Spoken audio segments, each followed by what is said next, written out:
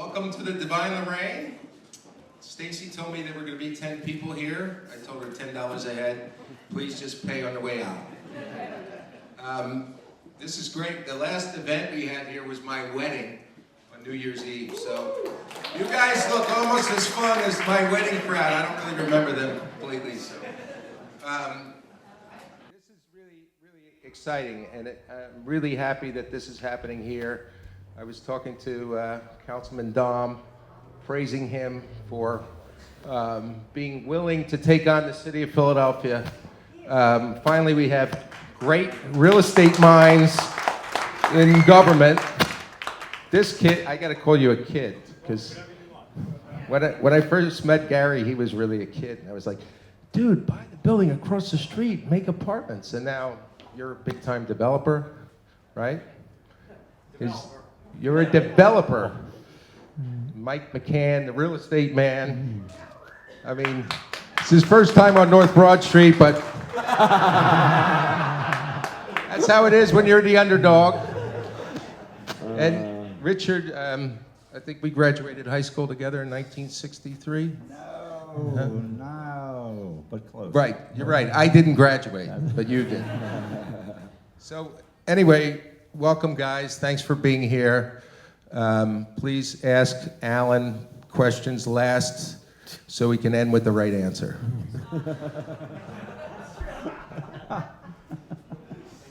Thank you, Eric. Thank you.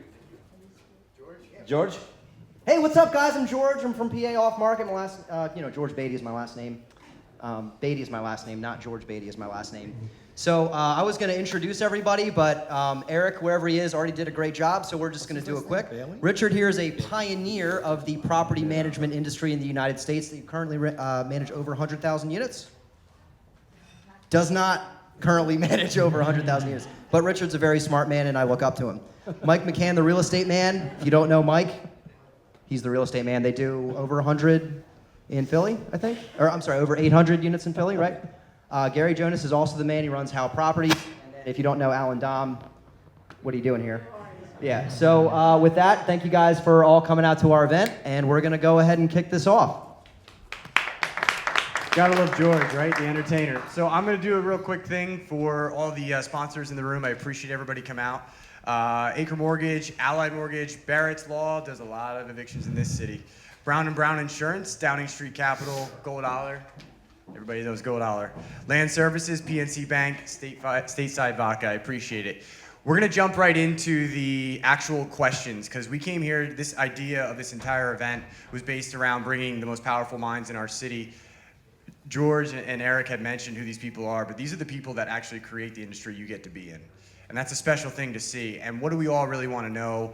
Things are good right now in the market. Everything's wonderful. But when do tides turn? How do you handle turbulence? And these are the people that get to create that market for us and get to show us the way. So what their minds get to put in front of us, and hopefully on video and so forth, and people understand, this is a different perspective. This is not your average, I do a few deals a year type people. These are people controlling $2 billion in real estate, 800 transactions, 600 properties, 6 businesses, councilmen, adjusting the law as we sit here. So we're gonna ask some questions. Hopefully it answers what you guys want. And then moving forward, if you guys have questions after, hopefully you guys would be happy to chat with them. And if you saw any of the videos leading into this, they're actually all really down to earth, easygoing guys. So pressure's off, and let's start. I think Gaurav is going to be the first one to ask a question to the group, and we'll go from there. Thank you, Ian. If anybody doesn't understand my Indian accent, just ask me to repeat it, and I'll do that. There's a door on the back of the room, and you will be shown the door first. Okay, welcome everybody. So we're going to start with a few questions. The first one that we wanted to ask all of you, we're going to start with Richard. You go from right to left. How do you think today's market and world has changed as compared to when you started your career? And how do you see what has come a long way in your career? Oh, the mics are there. An interesting question. I'm older. So much has changed in the past 40 years. It's almost staggering.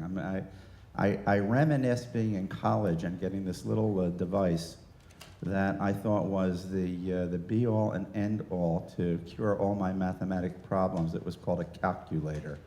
And nobody knew what the hell it was or how to use it. Texas Instruments was a company that no one had heard about. There was no such thing as a computer. Globalization was somebody's concept of a fiction novel. The world has been so dynamic and it's changing at such an exponential pace that just keeping up with it has become the cornerstone of objective of my daily pursuit, and it's getting worse. So that's the good news. The bad news is the very same. I mean, we've seen so many transitions and cycles and fluctuations. In all seriousness, when I left law and went into business, it was the beginning of the 80s. Interest rates, for those of you who were not old enough to be around or even know what these words are, I'll say them. And don't presume that it's science fiction. 18.5% was the then market rate interest for a real estate transaction in 1980. Am I lying, Alan? And we had to figure out how to make a living in that environment. We have dealt with recessions. We've dealt with the collapse of the financial institutions and the thrifts before the last go-round, the creation of the Resolution Trust Corporation, foreclosures and bankruptcies in condominiums and homeowner communities, flourished throughout the country before 2006. This is in the end of the 80s. So we came through some very interesting times. I remember being in the Mortgage Bankers Convention, and please, I'm not a mortgage banker, so don't ask me why I was there. But it was in Orlando, and that's not why I was there either. But in 1990 or 91, I remember hearing somebody say something very profound, and I took copious notes. I underlined it and put it in black and circled it. There will never be non-recourse financing again in our lifetime. Vintage 1990-91. Well, obviously that prediction didn't prove true. So it's really been an interesting process. I think what we're looking at today is more of the same in the sense of more change. We don't know what's around the corner. Interest rates are going to spike at some point. I don't know how high. I don't know when. The change in politics has bearing on all of us. The continuation of globalization has bearing on all of us. The flow of goods and funds has bearing on all of us. And just keeping track of these advancements is mind-boggling.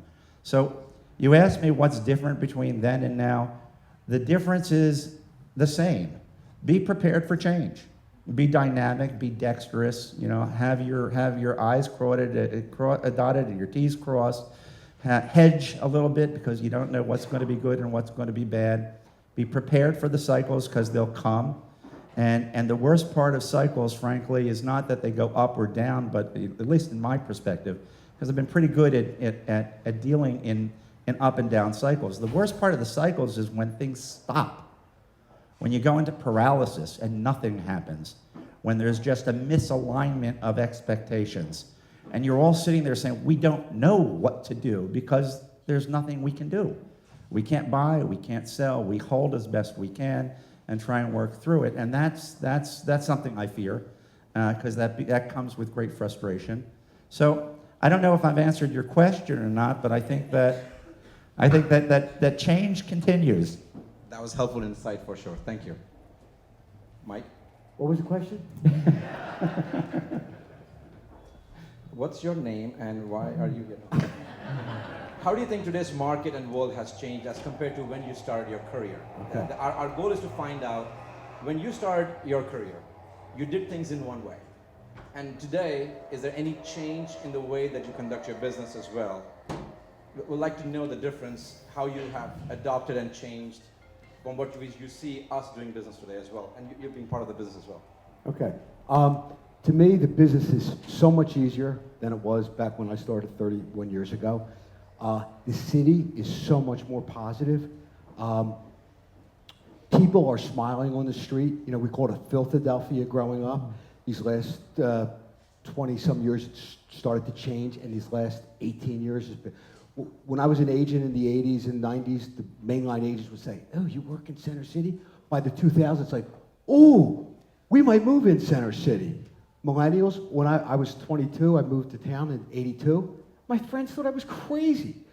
You know, now, millennials are our biggest marketplace. So people are happy on the streets. People are smiling. I think we're finally becoming a world-class city. The neighborhoods are expanding.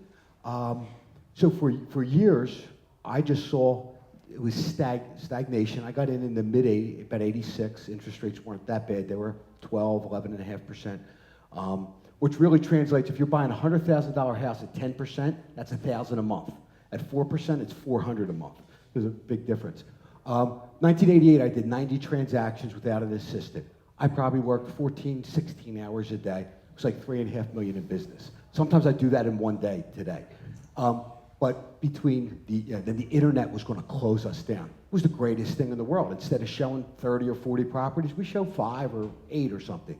The sharing of information, the cooperation among the real estate community. So to me, it is so. I see people coming into the business and really their success so much faster than my early years in the business. And in the 80s, it was booming, and then the RTC, I remember, was unbelievable. The tax laws changed and the market collapsed. 89 to 91, it collapsed and it stayed down till probably about 97. And it was much worse than 08 for me on the street. You know, I'd say 3 out of 4 of my sellers were losing 20, 30, 40%. The market was horrible. You could have bought any house in Society Hill in the early 90s under $250. You know, now you can't buy a shell in East Passyunk Square for $250. You know, it's just crazy. But, so the business is easier as a real estate person. The financing, the title, like to me, everything's easier and faster, so much easier. As far as what he was saying, also, you know, I learned early on just to try to, I'm old school and new school, so, you know, I have my old school traditions and habits that I formulated for years, but also to try to stay up on all the new, different ways of doing business. So I think we're going to continue to just maybe not have crazy appreciation like we had last year, but I think this is the beginning of us becoming a real world-class city. I see that on the street every day. Oh, that's comforting. Thank you so much. So you're saying it's easier now, so anybody who is in this business now should stop complaining. Without question. Alan, is it easier now? Gary? So I don't have nearly the time in the business that you guys do. So I started in the development end of the business, 2008. So kind of right at the bottom of the cycle. And what I've noticed, and at least seen from my perspective, is there's 2 or 3 things that have changed significantly. At that time, there was one Main Street in Manayunk. There was no Northern Liberties. There was no Fishtown. There was no Passyunk Avenue. None of these things existed. So we're starting to see the city as a whole create all of these main streets. And there was no job growth, right? There was no job growth, no population growth in the city. And so we're starting to see that as more people come into the city, they can support all these wonderful streets and all these wonderful things that are happening. So that was the number one thing I've seen that's changed. The second thing that I saw change is product mix. When I started in the business and I told somebody I was going to build properties that were development properties that were going to be 70% 1 bedrooms, so like, you're crazy. Like, everybody wants a 2-bedroom. Nobody wants a 1-bedroom. That was the market 10 years ago, and significantly not the market now. Right now, the market is 1 bedrooms, and as small 1 bedroom as you can possibly make is the best renting unit on the market. So that's a significant change in just terms of the way that people live in properties. And the financing has got significantly better over the last 10 years in terms of what's available to people to borrow. I don't think it's irresponsible lending, but I think it's better lending than it was 10 years ago when people were really scared. Thank you so much. Best for last? Thank you. Thanks. Wow. I would say that you know, I've probably been in the business maybe as long as you, Richard, or longer. 1979, I kind of started hearing Jay Lamont on the radio talking about Temple's Real Estate Institute, and it started January 1980. Interest rates, by the way, there was a lender at 21%. Okay. I couldn't do that for very long, though. Right, right. It was East Gerard Savings Association, okay? And you had to have a deposit relationship. But in many ways, many things have changed dramatically but many things haven't changed. I'll give you some examples. What's changed dramatically? Technology. What hasn't changed? That personal touch. You can't, that personal touch is essential. Don't think you can sell real estate through emails or over the internet. They need to hear you, they need to touch you, they need to hear. You need to be there. It's a personal business. And that's why what Mike was talking about, the internet has helped us as a tool, but doesn't replace us as salespeople or professionals. Very important. I'll give you a few quick stories. 1981, I'm selling a 2-bedroom in Society Hill Towers. I think it was 7A West, 2-bedroom, 1-bath, 1,200 feet. And the seller lived in Atlanta, Georgia. We had nothing, no fax machines, no computers, nothing. You had to go everywhere to get your agreement signed. You flew down on a plane. I did. I would always go in person to get my agreement signed, no matter what. In fact, I was so cheap, I wouldn't take the plane out of Philadelphia, it was too expensive. I drove to Newark in the Saturday afternoon, got on a plane and met the seller in Buckhead, Georgia, stayed overnight, came back the next morning, an 11 o'clock showing that morning. But that's the difference of today. Today, DocuSign, you're done, and it's phenomenal, phenomenal. What today allows you to do is to sell a lot more volume with the tools that you have available. But I don't want you to lose sight of a few things, and Mike's talked about this, I know, in other interviews. Prior to 1997 or 1998, we never saw new construction in the city. We never did. The 10-year tax abatement, and I'm going to take a minute about this because this is so important to this industry and to the city of Philadelphia. And it's under fire right now as we're sitting here in City Council. The elimination, the dramatic change of it, you all need to get involved and have your voices heard. I can give you a couple of quick stats on the 10-year abatement, but prior to the 10-year abatement, which I think was the #1 economic development tool that council put in place for this city, we saw no new construction. Mike, did you sell any new homes back then? Never, ever, Never, ever. never. Remember, it was saw a them. 3-year one in '97. Right. It was only for 3 years. Never. So here's the quick stats. You all should be aware of this, and you all need to get involved. Since '99 to today, the number of homes with a 10-year abatement over $1 million, 2.8%. 2.8. The number of homes under 400,000, 67%. The number of homes workforce housing, 25%. The housing starts in the surrounding counties from 1999 to 2016, negative 33%. City of Philadelphia, positive 167%. Is that not an economic tool? The revenue coming to the city in 2026, 167 million of new tax dollars. So when you think about it and you look around the city, we've had 100,000 millennials move here in the last 10 years, which is phenomenal. Out of the top 20 cities in the country, we've had the biggest percentage growth of millennials, young people, and it has to do with our housing affordability. We're still in the top 20 cities in the country, the most affordable housing market by far. That hasn't changed. When you go to other cities, you can't buy houses for the prices that we sell in Philadelphia. And so, you know, and by the way, Mike, you talked about $1,000 and $400. I always say the home that I was selling back in 1980 and 81 for $250,000 had a higher mortgage payment than the home I sell today for $1 million. Exactly. Talk about buying power and affordability. Look at the National Association of Realtors affordability levels. They're in like 160, 166%. They're huge. So those are some of the changes, but the same thing that people in the real estate profession, that personal touch, that has not changed. And the one thing that I just want to share with everybody, talking about how to survive, it's very important for everyone out there to remember this. Where's Melissa? Is Melissa out there? She knows I used to say this. You make a living selling real estate. You create wealth owning it. And the ownership of the real estate is what gets you through the tough times. You need to all start thinking that way. It's fantastic. Thank you so much, Allan. I've been listening to this a lot, that real estate is a combat sport. Anybody who thinks they can do this part-time or being home or doing this from Florida or where they're on vacation are living a dream. This is a combat sport. We need to be here with our clients. Thank you. That was my question. I'm going to pass it for the next one, and we're going to continue. Thanks, Gaurav. Thank you guys for that detailed answer. So I'm going to get a little bit more personal, I think, on this question. And one of the things that's interesting about everybody up here is that they're in a different niche. So nobody here is giving a competing answer. And they're going to give a unique answer to their industry. So stay with me here. Richard, this one's for you. So what signs would you need to see in your niche for the cycle coming to an end, right? It's easy when it's going up, and as I learned from you in your interview, one of your specialties is adapting to issues when they come around. So how do you adapt, or what would you need to see in the multifamily housing market, or something that would say, hey, we've got flags here, and we have to hedge our bets, or however you want to place it, that would be a specific sign to you that the cycle may not be quite as strong as you see?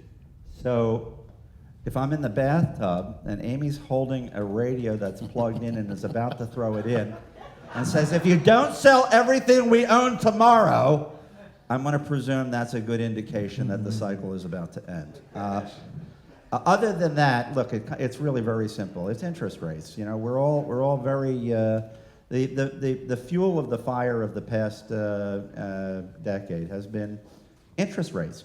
When the crash occurred in 2008, and we're all looking in the mirror and saying, well, what does all this mean, and where do we go from there? And the stock market was down in the 8,000 lower range, and the question was, where can we invest? Where do we put our money? I'm in the apartment business. Apartments were able to continue and actually flourish for two reasons during the last 10 years.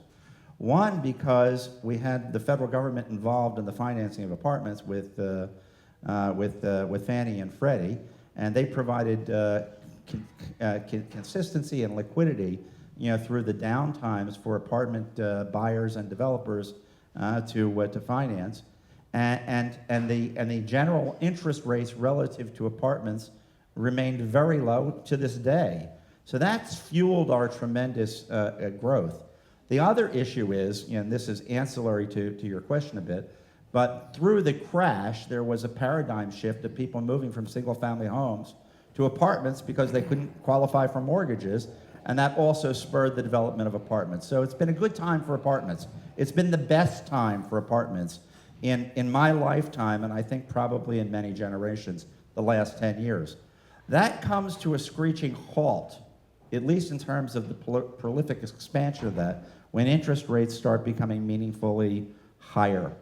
So we keep looking, and by the way, for the past 10 years, every transaction I've acquired, and I've done quite a few, I use fixed rate financing. Now everybody looks at me and says, "You're crazy. What are you crazy? You should be using floating rate financing."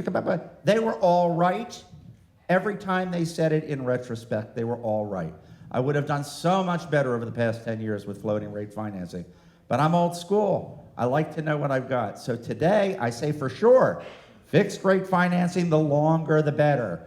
Give me 10, give me 12 years for apartments, and that's what I'm looking for, because the interest rate variation is going to be the key to the change in the trajectory. That's amazing for everybody taking notes. That is really important considering the Fed is looking at 3 rate hikes this year, so that's relevant to those floating rate people a little bit more now. Is that right? It's relevant to all of us, floating and fixed rates, because it's a function of timing. Even if we're not impacted by an acquisition right now because we own something, our buyers are going to be impacted. Your capitalization rates are going to be affected dramatically by whatever prevailing interest rates are. So as interest rates increase, unless there's concomitant increase in rents and generalized inflation, then you're going to see a movement in cap rates, which is going to make the asset less valuable to the next buyer. Amazing. Mike, you've sold close to 800 homes last year. You've also been in a time when you weren't selling 800 homes. You've been in both ends of that. What would you see, or what things would be on the wall for you to say, hey, sales are a little different this time, or sales are in trouble? In your world? I'm consciously aware of that all the time, because getting in the 80s, it was going up, and we'd be, it goes up 20% this year and 20% next year, and then the early 90s came. To me, if I started to see we're interest rate sensitive, if something happened crazy in the world and rates went up to 10%, that would be horrible. If something negative happened where people don't want to live in the city, but I was at a BIA function and I heard one gentleman, I think he was from Drexel, say, Philadelphia went through 60 years of decline. We've had about 10 years of incline. We have about 50 more years left. And that's what I want to believe. That's what I see on the street. I would worry we had, I don't know, it depends on the numbers, but 15% appreciation last year. I mean, I don't tell my developers and builders, yeah, it should be 15% more. A little bit more. I anticipate 3 to 5% appreciation this year. You have to, I'm old school. I always have to stay, you know, under promise and over deliver and stay conservative. But if I saw homes sitting on the market and the activity level showing down, I mean, I'm having the best activity level I've ever had these since probably the second, third week in January. The number of showings I monitor each week on my properties, listings I have, it's unbelievable. The prices are still going up. It's still going. But I would worry, and I don't see it right now, and believe me, I look for that. I don't see it right now. I see people wanting to live in Philly. It's a lifestyle. Alan said it's still great value compared to other places. The millennials don't want to live in the burbs. The empty nesters don't want to live in the burbs. I always, at settlement, I tell all the millennials, you know, we're the baby boomers. Whatever we did, we moved markets. Your mission has to be to fix our schools, help our schools, because if we have good schools, and I know Alan's very involved with that, he's a great voice at the city, but we have good schools, that would really help our people stay in the city instead of, they used to come in 3 to 5 years, get married, have a child, and they're out of town. So if I saw an abundance of homes being built, my developer's not selling, no activity on it, I honestly do not see that, barring any, you know, Korea or crazy world crisis. But the optimism is just there, and it's a lifestyle. Again, that's for me on residential real estate, selling the homes to the people that are coming out of college, to the people that are selling their house on the main line or wherever, and people want to be in town.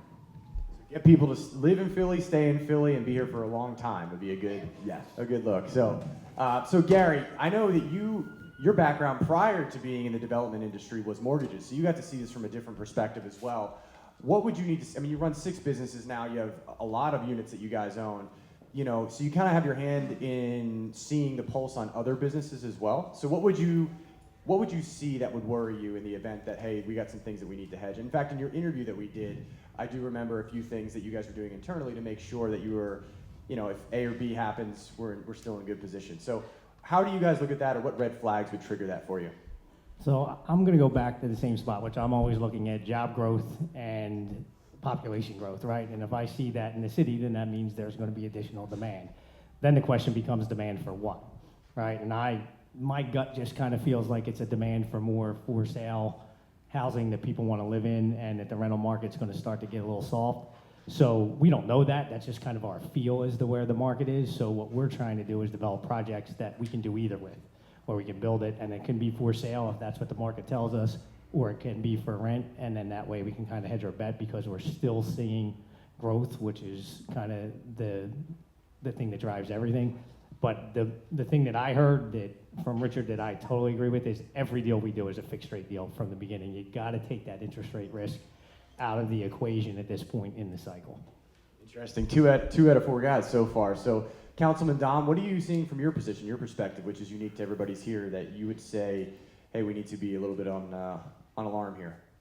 I don't know if it's alarm, but you got to remember one thing about Philadelphia. We are a primary employment center. And in an economic downturn, it's the secondary markets that go first. The seashores, the Floridas, etc. People have to live here because they work here. That's very important. It's a primary employment center. And the second piece, I'm seeing already, by the way, I'll just say it the way I see it. I'm seeing a glut of small rentals, studios and 1-bedrooms. We built only about 5,000 in the last 2 years, okay? And probably too many because of this. The rentals are between $1,600 and $2,000. And 5 years ago, the option of going to Fishtown or Point Breeze or whatever wasn't really in the cards. It is today, and that payment for a rental of $2,000 can convert to a $300,000 townhome with a tax abatement. So the competition of renting for $2,000 or buying a townhouse is there right now, which is why you see a lot of new developers offering what? 2 months free rent on a 1-year lease. They got to fill up their building. So I think we're starting to see that already. But on the other flip side, the inventory across the board is down. So that means we're going to start to probably see increases in prices. In the last 6 months, this is very good news. National Association of Realtors reported for the first time millennials are buying more than they're renting. So once that starts... Excuse me, good news from whose perspective? Most of the people, not all. Sorry, Richard. But you're in different markets all over the country. You'll be fine. But for those of you in the residential real estate business, you're going to see more and more millennials buying now than we're renting. And it's because of the economics, the low interest rates. So I don't see Philadelphia having a major downturn for this reason. There's two groups that want to live urban, not just Philadelphia, nationwide: millennials and baby boomers. And it's very simple. Most baby boomers are going to live in the core. Most millennials are living in the outer rings. That's the bottom line of what's going on in our city. And the bigger problem is look at the depreciation in the suburbs. I have many people I work with who now can't afford to move into the city because they've waited 2 or 3 years and the suburban home price has gone down while the city price has gone up, and now the gap is too great. So that's a great line, by the way, for those of you working with suburban buyers. Don't wait. It's not getting better out there. It's getting worse, and the city is going to climb faster appreciation than you're going to see in those suburbs. Well, I want to just jump in if I can for 1 second and repeat, mirror something that Mike said, because I'm looking at so many young, bright, talented people. It's the urbanization in Philadelphia is a prime example. It is so dependent. Its continued sustenance is so dependent on better schools. I mean, the kids, the young kids get to a point where they're child age children, and all of a sudden the option becomes: can we afford private school in the city, or do we have to go out to the burbs? And we lose such a core of wonderful city residents to that, and that's going to be a continuing problem. If we can't fix our school problem, that will put such a damper on this urbanization growth. And everybody sitting here should realize that problem is not specific to Center City, it's the city. The schools have got to get materially better in every urban environment in America, or our country really stands to lose a tremendous energy and prospect. It's really what's going to set the tone for your children and for our economic success. And Alan, we're good for 15K. Okay. That's great. I told you. I just want to follow up on the school issue. I totally agree with the schools. I'm going to give you the statistics that are factual. Came from Dr. Haidt. He told me 2 weeks ago that 91% of the kids in public school have one parent. 88% of the kids in public school are in poverty. Imagine that. I mean, I went to public school. Philadelphia public schools. Almost 9 out of 10 kids are in poverty. Having said that, I've now visited, I think, 52 public schools in these last 2 years. And I will tell you, the schools are way better than what the press reports. The press only reports those issues that make news. That's it. You have great teachers, great principals, kids learning. Pew came out with a report last year that said the following. You should use this when you're talking to young families who are thinking about leaving. 52% of young families, when the kids got to kindergarten, as of last year, left for the suburbs. But 12 years ago, it was 91%. Well, 12 years ago, 9 out of 10 left. Now it's like 5 out of 10. That's a dramatic change. And I will say, a lot of the schools I've seen, even Spring Garden, which is right over here, 11th and Spring Garden, a school where 100% of the kids are in poverty. Imagine that, 100%. And 32% go home at night to a shelter. 1 out of 3 go home at night, live in a shelter.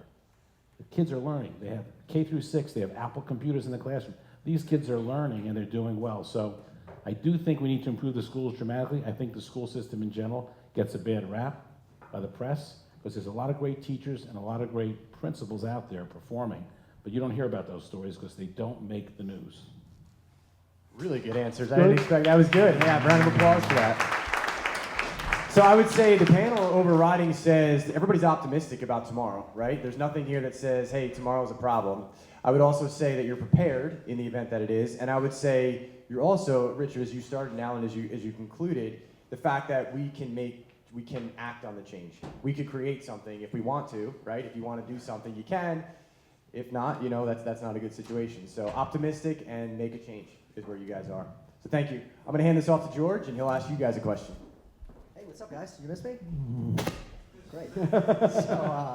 So we've had some great times lately. Obviously, the real estate market, especially in Philadelphia, has been doing awesome. There's definitely some type of correction coming at some point. So what is your strategy for when that does come? How is your business going to change? And what are you going to do to either grow or stay the same or whatever the plan is?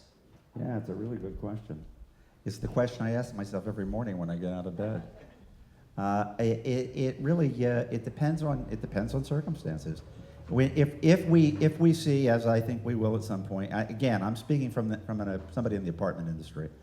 If we see that that there's a misalignment between buyers and sellers, then we're going to see an end to transactions. I'm not going to be able to buy apartments. Presumably, I'm not going to be able to sell the apartments that I own at a number that'll be satisfactory to me. I am an operator. I'm not a financial engineer, so I manage.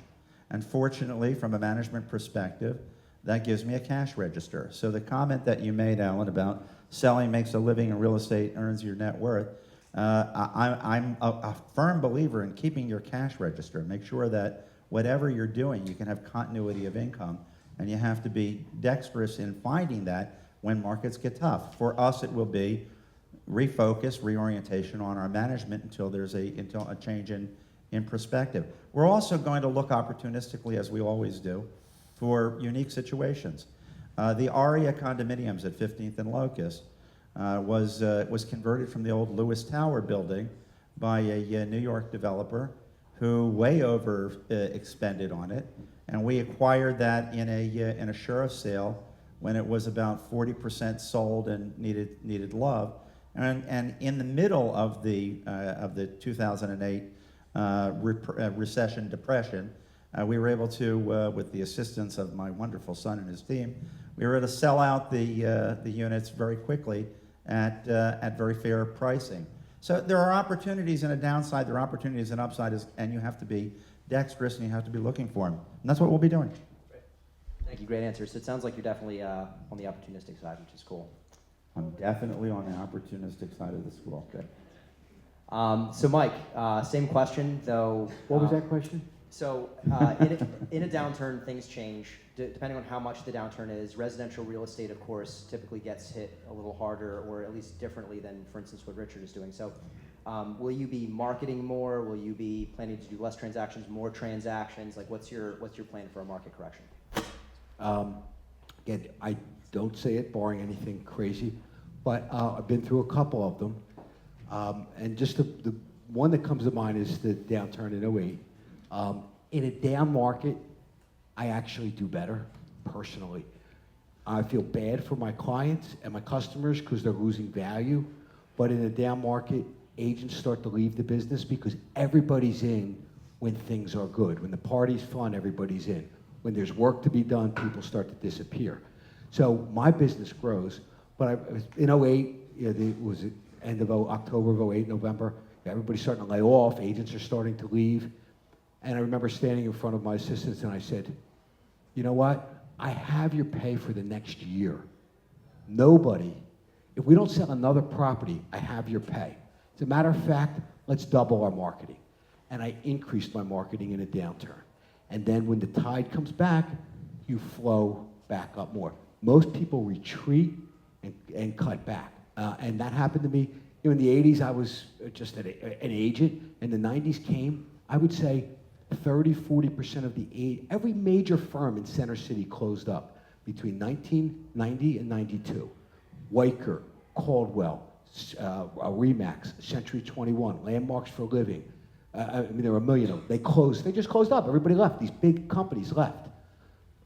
I just hung in there and worked my head off, and then when the market came back up, I became the real estate man. No, it just grew. But you have to pay yourself first, as we hear. Sounds boring. Save your money. You have to realize that these times, I'm just grateful every day. So when I started to make money, I saved it. Like, wow, this might go away, So I'm a saver. And so you have to, but I see a lot of people coming in. They're making incredible money. I wasn't making for 10, 15 years in the business. But they're spending it just as fast, which is insane. And I heard this from Alan a long time ago. We make money selling real estate, owning real estate. Builds wealth. And I try to. Again, I'm a small guy. Buy one property a year. That was my goal in the '80s. But one property a year. And I got 15-year loans. You couldn't get fixed rates, but I was getting the. But I like fixed rates too. But 15-year loans. And then in the downturn, when the market prices were down, my places stayed rented. And now they're worth 4, 5, 600% more. So buy real estate, 1 or 2 a year, what you can handle. Don't over leverage yourself. I never refinanced and bought more. I always, So being conservative will help you come down any downturn. And then when the market goes down, you have to see, make sure the market is down. Because I remember in '92, I thought, wow, it's down. '93 was worse, '94 was worse. I wish I would have bought way more back then, there's no question. Anyway, so that's... So it sounds like you're sort of doubling down and being prepared for all of the fair weather people to bounce, so to speak. Yeah, and I hope that doesn't happen, but save your money first. That's the best advice I could give Thank you. you. Gary, same question. Looks like you did quite well on the last one, and are you excited to do the same thing in the next correction? I'm certainly excited to do that if possible, but to me, it's way less about what you do when a downturn happens and way more about what you're doing the 2 years prior to that downturn happening, right? Because that's when you're in the thick of it and people are exuberant and are making decisions that maybe are a little irrational.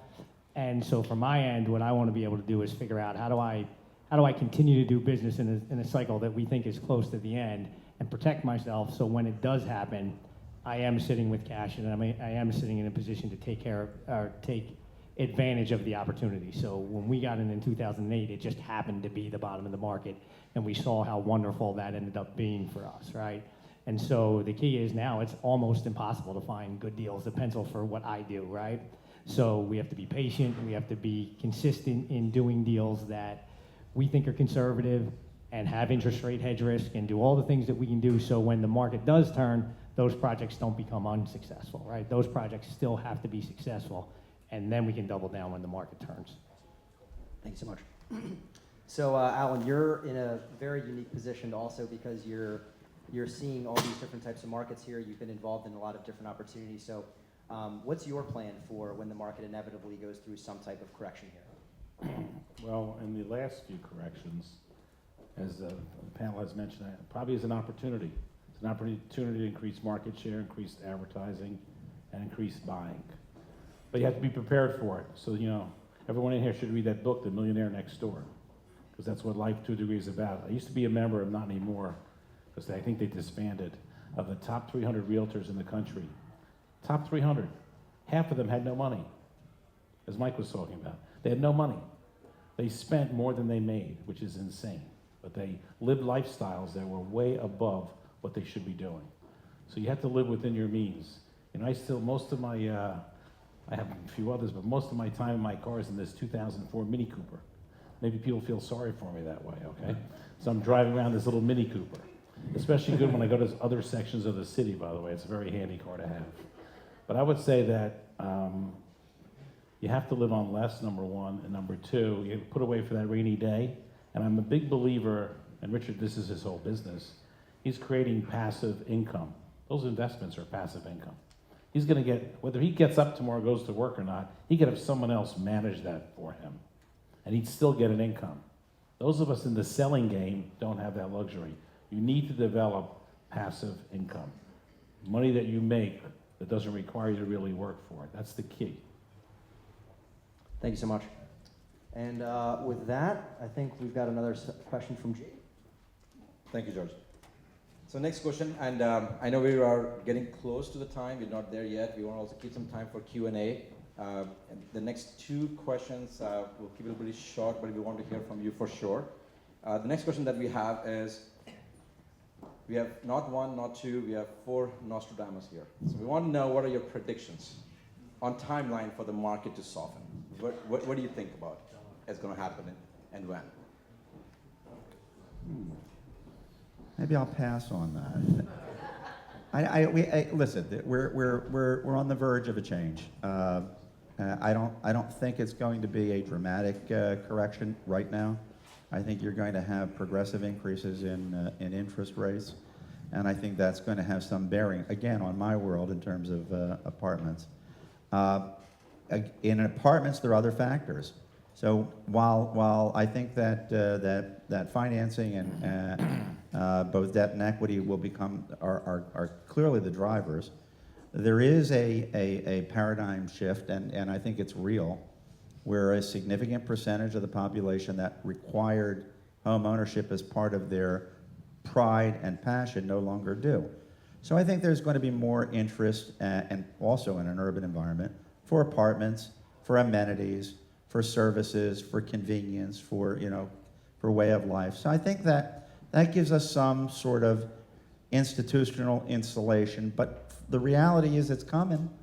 I think you're going to see the Fed increase rates, as we know that they've pronounced they will, and you're going to see with the deficit looming as large as it is, there's going to be tremendous pressure on interest rates, and that's going to be, I think, within the next 24, 36 months, you'll see the cycle coming to an end. My prediction. I said that 36 months ago too, so you can put whatever stock in it you feel is appropriate. Mike? It depends to me, it depends what marketplaces you're in. I remember when all of a sudden in 05, 6, 7, everybody's making all these $1 million and $2 million condos and townhouses. I thought, around 2000, I think we might have sold $1 or $2 million houses in the whole city. Now, Alan could probably give you numbers. It's dramatically more. But if the prices keep going up and you're developing that stuff, I think you're going to get hurt. As far as, I know interest rates are going to go up, but if they go up a half point, a point, to me, anything under 7% is still unbelievable. But they'll go up gradual, so the market will adjust. So it depends on what specialization you're in. So I would not tell someone to do a big project with all these $1 million houses. I don't think so. But I would tell someone to do a $400,000 to $600,000 houses. Our population has grown for the first time in 50, 60 years. I can see that to continue. People want to be downtown. So I just see a stabilization and a normal, in the summer it slows down a little bit and then it picks back up in the fall, then it slows down and it picks back up. I don't see anything dramatic residentially in the near term. But again, I would stay conservative. And if I'm a builder, I would not. But people want to own homes. They don't want to rent. They don't want to spend $2,000 a month. And it's the pride. It's more than that. So. Thank you. So I hear both sides of it, right? You saying, hey, people want apartments, and you saying, no, people want home ownership. And I'm saying, I clearly don't know which of those two they want, but whatever we're building is going to satisfy both of those. But when I look at it, I agree that I think the apartment business right now is in a softening, right? We know that there's, 5,000 more units coming on the market than there should be demand for them. And all of it is in this $3 plus a square foot range. And you're starting to see people give 2 and 3 month concessions on that stuff. And so I think from an apartment end, that's already there if that's your product, right?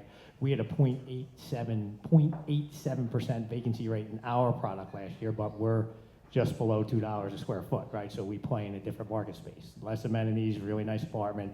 We think what we're waiting to see is how the $3 rents, getting 2 months concessions trickle down to our market, right? And so I think you're at the beginning of what is that, whether it becomes flat for a couple years or whether you see a reduction in rates in the high end of the market, we're not sure, but it's here right now. And I personally believe that the home ownership over the short term is going to go up, while long term, I think Richard's right, there's going to be more people there's just such a pent-up demand for these people that haven't bought in that demographic range. I don't know that as a percentage of that demographic, it's more buyers. It's just so many people that have delayed that buying process that you're going to see a run on for sale stuff over the next couple of years. Thank you. Adam? First of all, I don't think we're going to see a downturn soon, especially, we haven't mentioned this yet. We are the home of the Super Bowl winners. And by the way, don't think that hasn't had a tremendous economic impact on our region. It's been tremendous across the country. I just look at restaurant reports. The restaurants are, during that period of time, insane numbers. okay? But that's trickled across with how people feel about our city. You know, a lot of this is how people feel. Thank God the Eagles won. It's unbelievable. How many people, I know Mike went, but how many people in this room went to the game? It was an unbelievable experience of a lifetime. Anyway, that's number one. Number two, I'll say that how many people in this room currently live in the city, by a show of hands? Live in the city, how many? Let me reverse it. How many of you don't live in the city? How many of you who live in the city, if I said to you tomorrow in the mayor's address, he's gonna raise your overall taxes 10%, would leave or stay? Which one? Would you leave or stay? You're staying, would stay. So I will say this, it's probably the taxes, the proposal, so I just got briefed at 3 o'clock, it's embargo till tomorrow, but what do I care about telling you now? Doesn't matter. It's gonna be a 6% proposal on real estate taxes. I'm not saying I'm a fan of this stuff. What I'm most upset about is an increase in the transfer tax. And that's why you guys need to get involved and coalesce. Proposals from 4.1 to I think 4.45. It's unbelievable. Make us almost, I think, the second highest transfer tax in the country. And that hurts especially millennial buyers. They're the ones with 9% of their income going to college debt, and they don't have the cash.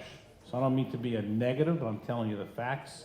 Tomorrow in City Council at 10 o'clock, the mayor will deliver his budget address. I had the briefing this afternoon at 3 o'clock. That's in there. I have different ideas. Can I share them? Is that okay? Please.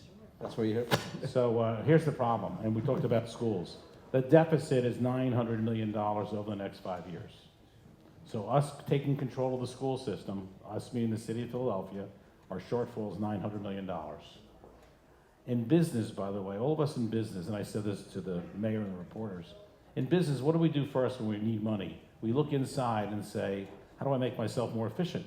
How do I cut overhead? How do I renegotiate with vendors? How do I do all these things? And the last thing we do is raise prices.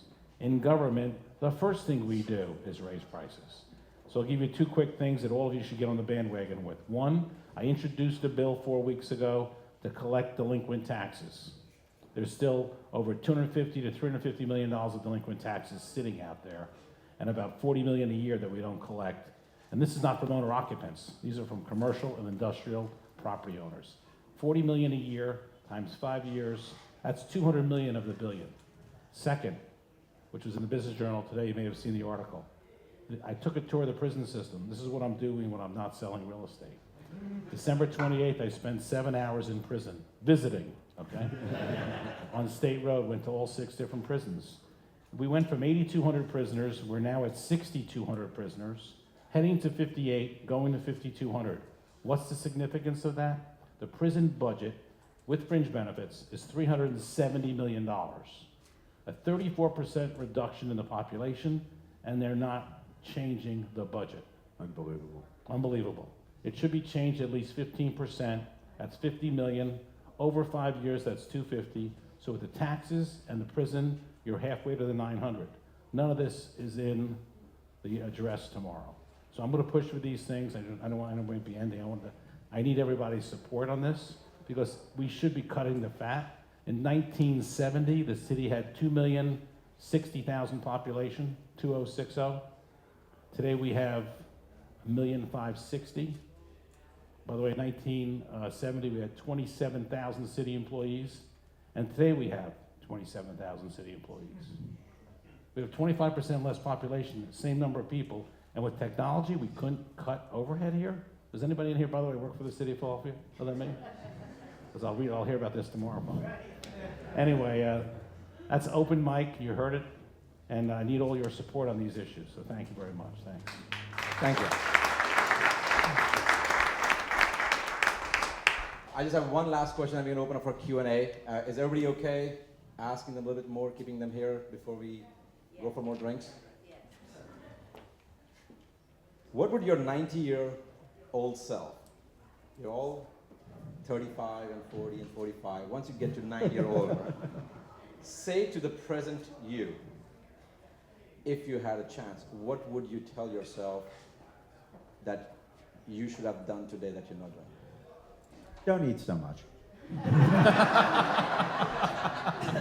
Stay out of Schlesinger's. Don't eat that matzo ball soup. Just don't do it. Yeah, you know, it's interesting. I'll tell you, I have this fantasy that runs through my head, and it's called it's a book I envision called Eulogies to Live By, and the reason I have that fantasy is I go to these eulogies and I listen, and I hear what people are saying about people. Well, they're not telling you the bad stuff; they're telling you the stuff that matters, and it resonates. And I said, well, they're not telling you how this deal and that deal and that. They're telling you about their kids and their grandkids and what a good friend they were and how good they were as civic citizens and how good they were to the synagogue or the church and their character. That's what you're hearing about post-mortem. We need to bring that down back to life. So my 90-year-old self would say to me, hey, wake up in the morning and smell the roses. Take inventory of the stuff that's important. You don't have to give up. You know, we have our egos, we have our passions, we have our interests. We certainly don't want to give that up. But you have to have perspective on it. And if we lose perspective, then we lose our souls. So that would be my lesson to myself. Thank you so much. That was insightful. Thank you. Mike? It was a great run. I loved it. That's what I would say. Because I enjoyed my life. I'm grateful every day for everything. I thank God in the morning for hot water. Okay? That's how simple I keep my life. I'm grateful that we're friends. I'm grateful that I can help somebody. So gratitude is what I live by. And I am a hard worker, but that's what I like to do. If I had one choice, though, my passion is riding motorcycles. So I wish I could just go for 3 weeks on a motorcycle with my wife, through the country. We do it for 5 days at a time, and I'm still checking my phone. So I wish I could have a little bit more freedom riding my Harley through Arizona and across the country. Do you wear a helmet? Yes, I have to. She makes me. We may have to ask. We may have to ask Mike McCann team. Can you do that? Can we put it together so he can go for 3 weeks? Gary. Well, the number one thing I got is spend more time with Mike because he's really happy and I want to be that happy, right? I'm grateful he's got hot water. But I think my biggest thing is I struggle to be content. And so I want to figure out how you can still strive to grow and get better as a business person, but be content and happy with the things that you have at the same time. And I really struggle with that. So if I could figure that out, I'd be really happy. I think a lot of us go through that ourselves as well. So I relate to you. Adam? I just want to say a few words. I was at a eulogy today, actually, Richard. It was Herb Lipson. Anybody know Herb Lipson? Sure. Yeah. Philadelphia Magazine. It was at the Union League. Had to be 300-400 people there. And I presented him, his family, with a citation from the city of Philadelphia for the man who got into the magazine business from 1950. And this Herb Lipson changed the magazine business in the country. Philadelphia Magazine was the first magazine like that. And other cities then duplicated. He owned Boston, he had Atlanta for a while, and in New York. But it was amazing. What do they talk about? His kids. Debbie and David. His grandchildren, his life, all the good things he did to help other people. So I'll share with you, I had an awakening maybe 5 years ago, 10 years ago. I read something and I keep thinking about it every day. I'm 90 years old, telling myself something, I'm going to say the following. You make a living by what you get. You make a life by what you give. Leave it to Alan. That's fantastic. Thank you. We want to open the floor for some Q&A. I'm sure we all also have questions besides just what we wrote down. So anybody would like to ask a question to the panel? Stuart.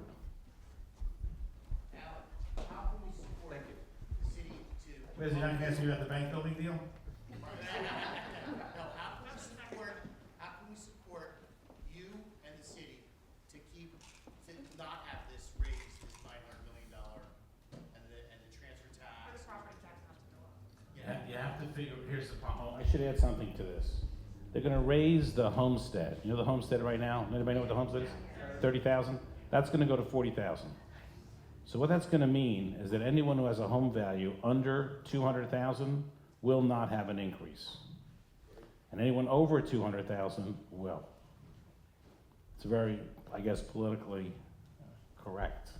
But we have to find alternative ways to not raise money, but to do the things I talked about, which is I introduced the bill. I have 3 district council people right now who introduced a counter bill taking their districts out of the tax collection for residential. I don't know how you can do that in the city and say, we're gonna collect taxes from every section but these sections. So I mean, we need support on getting that passed through council, having a hearing March 19th. Talk to GPAR, Matt Braden, and see what you can do to support that. On the prison thing, that I got the city to do an RFP on to determine if there's savings at the prison. Keep talking about it. Keep talking about it. Because you have to force, it's hard for government to cut overhead. Not just Philadelphia, it's across the board. And you know why that is? What's the #1 goal of every elected official? That's it. It's not so much, you know, I struggled with the administration on this deal on the Inquirer building. And I really wanted them to take a 19-year fixed rate loan at 3.75. You talk about fixed rate loans. Did they take that? No. They took 4.03 for 9 years because the principal reduction wasn't as great, so they lowered their payments. So what did they do? In the 9th year, we're gonna have to go refinance that debt. It's gonna probably cost us $200 million more. Those are the kind of decisions that we should not be making as government. And I said that, it's in the paper. I said that in the paper. Go ahead, if you can speak up loudly. Sorry to not take you to palate. You mentioned a 10-year tax abatement is under attack. So how is it under attack, and what can we do to preserve that? You have to understand that we haven't done a great job in marketing the 10-year tax abatement to the average citizen of the city. If you go to sections of the Northeast and other sections of the city who aren't seeing any abated properties, all they think is those rich people are getting a tax break on my back. They're not looking at like John Westrom. Everybody knows John Westrom. He did a study a few years ago that shows for every $1 of tax abatement, $2 more comes to the city. They're not looking at all the people that are coming into the city and the long-term investment. They're looking at the short term. So what you need to do, and in many ways it's marketing, because you can actually have a renovation of a home for $30,000 or $40,000 and file for the tax abatement if you pull a permit. You can get an abatement. So it's available. Kevin Gillen's probably one of the best and most knowledgeable people about the abatement. I will say this, I passed a bill last year that requires the Commerce Department administration to review all 20 of our abatements and incentives and programs and figure out our return on investment. We're pulling the tax abatement out because we want it to be done now. We've hired a company called JLL to do that analysis out of New York, and I'm hopeful that that study will show the benefits and the return on investment of the tax abatement. But I'm not sure, and here I will say this, if I have to offer a peace offering on the tax abatement, my position, and I've said this publicly, is that I would go to the following. A 10-year abatement, first 5 years stay the same, years 6, 7, 8, and 9, and 10, they decline 80, 60, 40, 20. So the 10-year abatement becomes 8.5. And I'm gonna tell you right now, if we don't get on board with something like that, they're gonna cut it to 5 years, and for properties under $500,000 or $400,000. So that's just my suggestion, but I see what goes on in council. And you have to understand, most of the people in this room are probably in the top 3 to 5% of income in the city of Philadelphia. You have 26% of Philadelphians in poverty, 400,000 people. You have 181,000 Philadelphians who make less than $1,000 a month in the city. We have tremendous poverty in the city that we need to climb out of through education. I'm a big supporter of personal financial literacy, and I want us to teach in our public schools from K through 12 financial literacy, what your parents taught you, how to manage money, and technology skills. We don't teach them, we don't assume that responsibility, this poverty is going to continue to be generational. You know, with the tax abatement, Alan, correct me if I'm wrong, it's not just a function of the value of, you know, the cost of carrying your residence. That has spurred development, which has energized the city, which creates interest in the city, which creates jobs. So it equates right back to all income classes that has, you know, spurred the development of Philadelphia. all going back to the, you know, to the Rendell era and the tax abatement. I mean, if nothing, you're absolutely right. Nothing else, we should all coordinate through the Board of Realtors or whatever, or BIA, a letter writing campaign to every council person on the benefits and how many people have moved into the city who wouldn't have moved into the city. Because here's the problem with the city, and I said this to our finance director today. 26% of our city, think about this, is in poverty. 33% of our city pays no taxes. You know what I'm referring to? Hospitals, universities, all the nonprofits. The city of Philadelphia had a valuation last year of $134 billion. 91 billion was billed. The rest don't pay real estate taxes. The only taxes Penn, Drexel, and I love those institutions, the only taxes they pay are wage taxes. So now understand something. 33% don't pay real estate taxes or BR taxes, net income or gross receipts. 26% are in poverty. That's 59%. Who's paying taxes? The other 41%. So 41% of the city carries the burden of the taxation to a large degree. No one's really explained it like that, but that's the structural problem. The only way to solve that structure is to expand the base, make the 41 wider, number one. Number two, take people out of poverty who can pay taxes. And number three, somewhere down the road, we may have to come up with a creative way of charging institutions for some sort of taxes because they all use our court system, they all use a lot of systems of the city that we pay for, fire and so forth, but they're not paying for those services.